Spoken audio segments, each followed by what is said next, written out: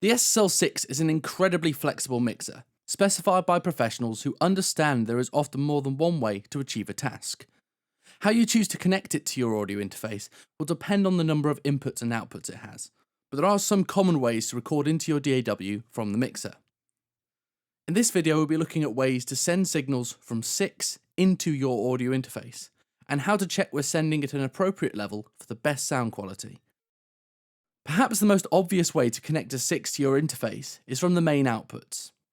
These are on XLR connections on the back panel of SiX, and you should connect these to a pair of line inputs on your interface. The overall send level of the main mix can be controlled using the master fader in the center section.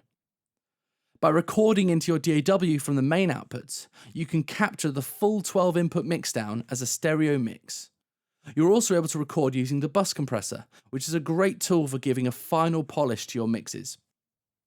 If you have enough outputs on your interface, a pro tip is to take an output from your DAW into the insert return of the main mix.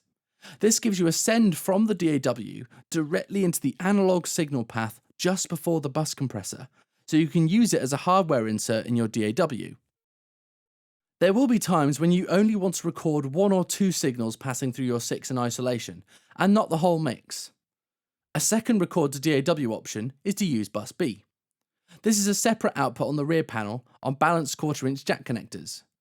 When you press the mute bus B button at the bottom of a channel strip, the signals are sent as a stereo mix out of the bus B connectors. In other words, pan each of the mono channels hard left and hard right if you want two individual mono tracks. Connect these to a pair of line inputs on your interface. The overall send level of bus B can be controlled using the pot in the center section.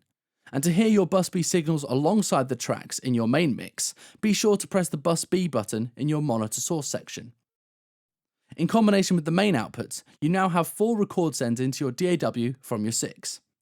However, there are a couple more record sends we might want to use. Normally, the stereo Q buses are used for headphone mixes or to send to an effects loop. However, we could use them as an additional record send into our DAW. Each of the 2 Q sends are on the rear panel on balanced 1/4" jack connectors, and you could connect these to 2 pairs of line inputs on your interface. Make the send active on the channels, and you can turn the pot to increase the send level.